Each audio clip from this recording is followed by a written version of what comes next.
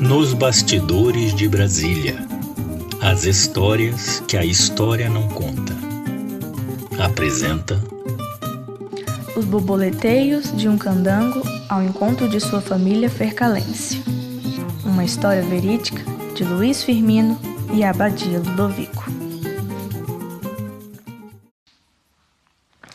Luizinho estava estirado no chão seco, esparramado, o sol castigando a pele. O céu, de um azul sem fim, parecia engolir borboletas que dançavam no ar em coreografias improvisadas. Era um menino quieto, que desde cedo se entregara ao tédio.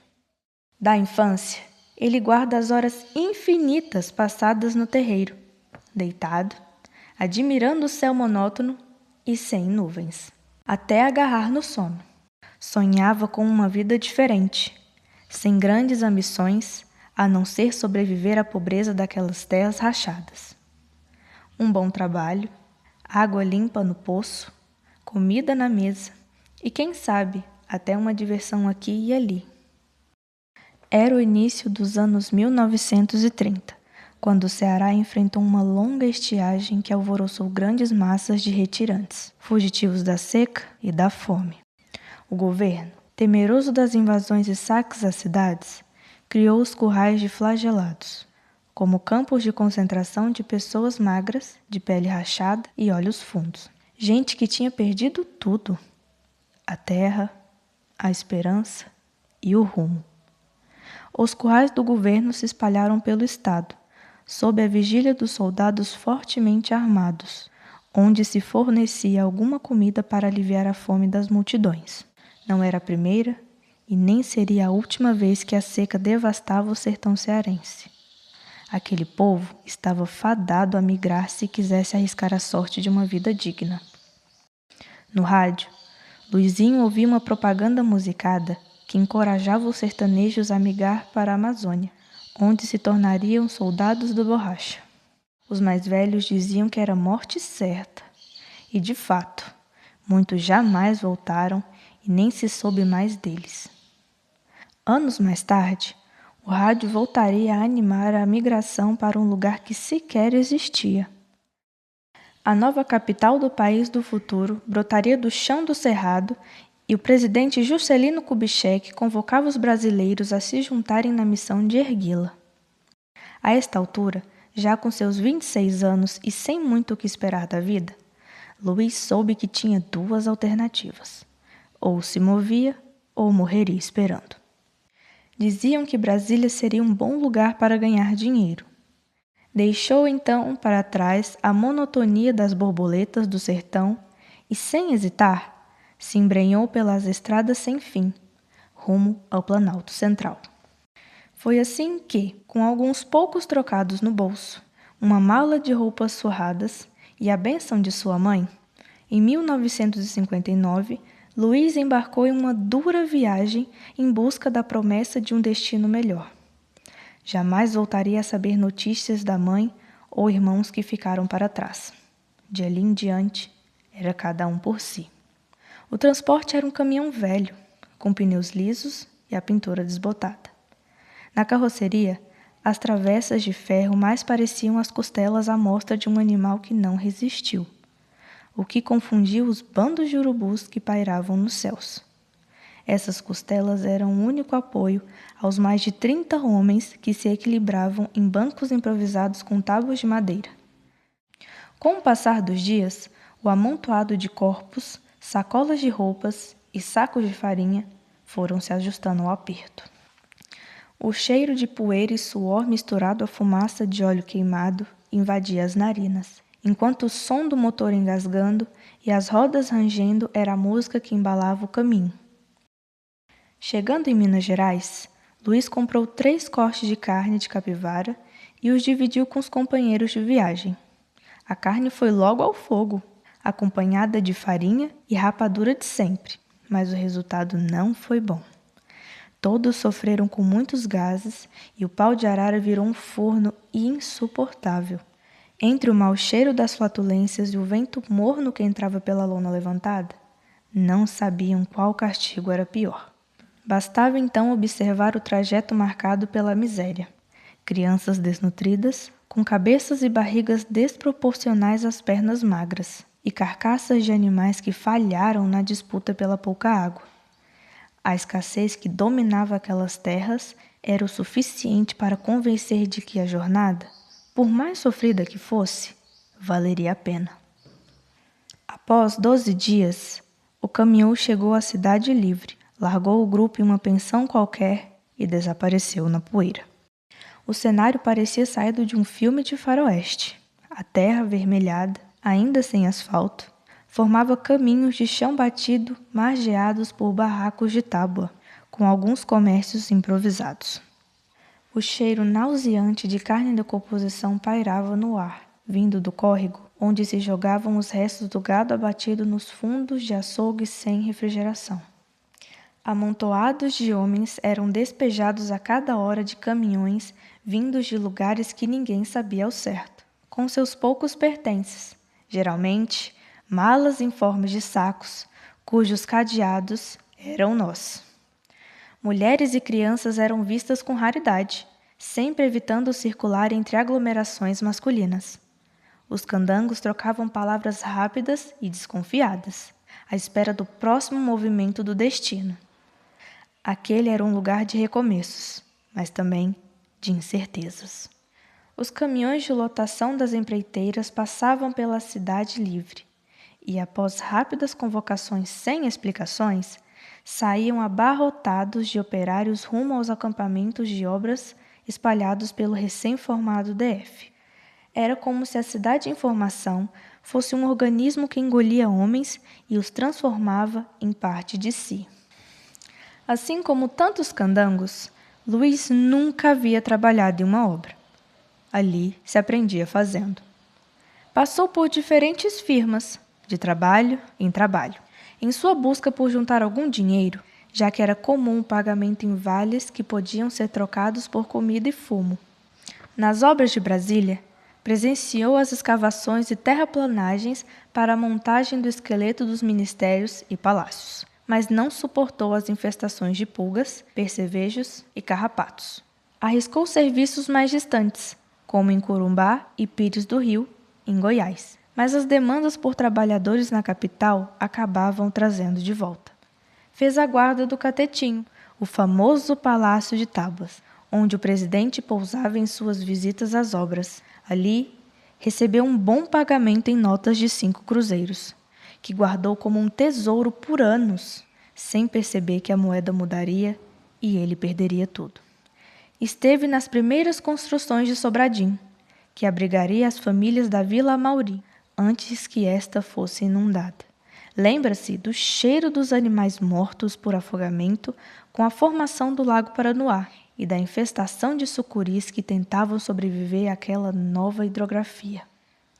Luiz já havia passado pela Fercal, mas lá não encontrou nada além de pagamentos michurucas em troca de um trabalho muito pesado. Em 1962, um sujeito chamado Macambira o apanhou da beira da estrada para um serviço fichado.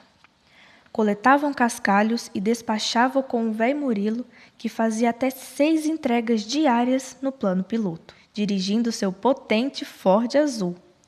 Luiz retornou definitivamente àquelas terras quando ganhou uma pequena chácara na região do Queima-Lençol, de um empresário chamado Derrolhe, que aos poucos comprou toda a fazenda do véi Titonho e montou um britador.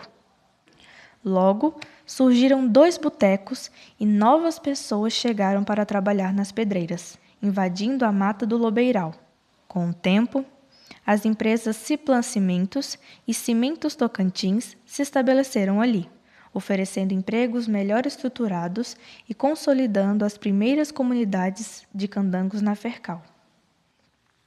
A vida de um candango, contudo, não se resumia ao trabalho duro. Aos fins de semana, eram comuns os mutirões para capina, colheita de milho ou construções de suas próprias casas. Nas relações de vizinhança, uns ajudavam aos outros e o trabalho sempre acabava em festança. Enquanto um batia as cordas de um violão, Outros acompanhavam com batucadas nas latas de tinta. As lamparinas iluminavam os rostos cansados e alegres que amanheciam dançando forró, à espera de uma boa farofa com torresmo e café, ofertadas pelo anfitrião. Luiz virou o maior promotor de festas do Queima-Lençol, quando comprou uma antiga radiola do Nego Durval, que andava estacionada em um canto, e mandou fazer uma maletinha de madeira para levá-la consigo para todo lado, a qual batizou Cabeça de Paca. Assim, pôde-se dizer que Luiz foi o primeiro DJ da região e selecionava as trilhas sonoras de noites divertidas, até que acabassem as pilhas. Em uma dessas noites em que a música e risadas eram ouvidas nas redondezas, uma moça local logo atraiu a atenção de Luiz. A Badia não era dada a muitas palavras, com 4 filhos e um marido autoritário. Seu olhar era seguro, como quem já conhecia as dificuldades do mundo, mas também sabia como se divertir. Nasceu e se criou na Grota da Ciplã, no beicinho do córrego. Quando adulta, se mudou para o alto do morro, enquanto seus pais, também nascidos ali, foram morar no buraco do Lobeiral. Como as poucas famílias que sempre viveram ali, lembra-se bem de quando começaram a chegar pessoas de fora. Seu pai anteviu que viria um desembestado de gente que agitaria aquelas terras pacatas. Por um lado seria bom, pois a mistura de gente evitaria os forçosos casamentos entre parentes, gerações após gerações, que faziam aquela gente nascer boba. De sua infância nesse lugar até então isolado, onde a cidade mais próxima era Planaltina e ainda não se falava em Brasília, a Badia se lembra de uma doença contagiosa que fazia cair todo o couro do corpo. Amarraram uma mulher em um rancho para lá da grota d'água dos fundos de sua casa, de onde ela escutava os gritos de súplica. Posso até morrer de fome, mas não me deixem morrer de sede. A pequena Badia driblava a proibição dos pais e o temor dos irmãos para visitá-la, levando-lhe, no início, uma cabacinha de água, depois sua própria cota de comida. Assim, esta mulher sobreviveria até que Dr. Rosana, o único médico da região, alcançasse encontrá-la e levá-la às pressas para receber tratamentos na cidade. Dona Amélia era seu nome, e ela se curou e anos depois voltou para agradecer à abadia pela sua vida. Desconfia-se que o nome desta comunidade, Queima-Lençol, se deve ao costume de atear fogos aos pertences das vítimas de hanseníase, que eram deixadas para morrer, esquecidas no mato. Estas, no entanto, são apenas suposições sobre a origem do nome, e há controvérsias. E assim era a abadia, decidida e proativa em seus propósitos. Desde moça, era a primeira da fila indiana de moças que cruzavam morros, grotas e o cemitério, ao encontro das raras ocasiões em que havia algum violeiro pelas redondezas. Guiava-se pela luz da lua e não tinha medo de assombração.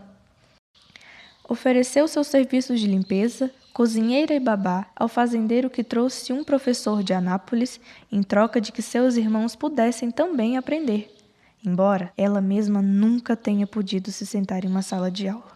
Quando Luiz lhe propôs que se juntassem em uma família e a abadia viu vantagem na união, nem sua mãe pôde detê-la. Logo ela, que nunca tinha respondido aos mais velhos, foi firme ao desobedecer. Argumentou que entre seguir sofrendo maus tratos ou voltar como irresponsável à casa dos pais com sua prole, ela escolhia arriscar tudo com aquele estranho, que lhe parecia boa gente, apesar de mais velho que ela. A proposta de Luiz à abadia foi mais do que um simples convite. Foi a chance de escapar de uma vida de maus tratos e conseguir algo melhor para ela e seus filhos. O tempo passou e Luizinho se tornou o seu Luizão do Queima-Lençol. Agora tinha família completa, com esposa e filhos registrados em seu nome, tão seus que a questão biológica se tornou um mero detalhe. A cabeça de Paca seguiu rodando pelos terreiros e reunindo gente que sabia dançar bonito, promovendo encontros e fortalecendo as relações locais de vizinhança. Ali, existia uma espécie de economia circular, onde uns forneciam seus produtos aos outros, se estruturavam em apoio mútuo e se divertiam em passeios às cachoeiras de um meio ambiente farto, que ainda hoje sobrevive à degradação das mineradoras. Derrolhe, o mesmo homem que doara as terras sobre as quais Luizão tomou posse, destinou terrenos para escolas e postos de saúde, impulsionando aquela comunidade. Em 1987, a rede de eletricidade chegou ao local e, aos poucos, as brincadeiras de pique-pega nos terreiros deram lugar aos programas de televisão. Na falta de uma TV em cores, Luizão comprou um painel verde para instalar em frente à tela e a imagem pelo menos tinha alguma coloração. Às 4 da tarde, as crianças corriam para a sua casa para assistir Jaspion e Pica-Pau. Na medida em que mais famílias adquiriam suas próprias televisões, esta foi deixando de ser uma programação coletiva e cada família passou a se isolar na privacidade de seu lar. A modernidade, enfim, chegou às ermas terras fercalenses, mas alguns costumes nunca se perderam, como a imposição de Dona Badia às filhas de que limpassem todas as folhas do terreiro com uma vassoura de palha. Homem não chega em casa de mulher que tem terreiro sujo, dizia ela às filhas, e o que é seu vai chegar na sua porta. Vou morrer nesse lugar limpando o terreiro, resmungava Aparecida sua mãe enquanto recolhia as folhas que sempre voltavam a cair, como que por implicância. Um belo dia, um dos operários que chegou de longe para construir a escola vizinha, de fato veio a se tornar seu marido. Não há indícios, contudo, que a motivação para o casório tenha a ver com o chão limpinho do quintal de sua casa. Nunca se sabe. Luizão borboleteou sem rumo por muitos lugares até fixar a morada em seu atual pedaço de chão e decidir que ali era seu lugar.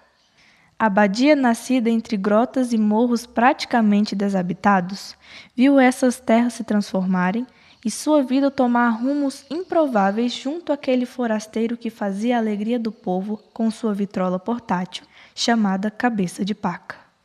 Juntos, formaram uma família com 10 filhos, 21 netos e 16 bisnetos.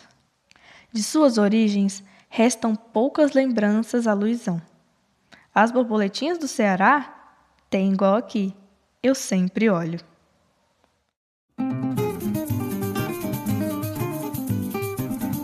Pesquisa: Andréia Ferreira Aguiar, Francisco Mendes e Luciana Lopes Cavalcante. Organização e redação: Luciana Lopes Cavalcante. Revisão: Cláudia Saqueto. Narração: Bruna Anísia Magalhães. Gravação, masterização e mixagem: Fernando Rodrigues. Realização: Ludiceria Projetos. Este projeto foi realizado com recursos do Fundo de Apoio à Cultura do Distrito Federal.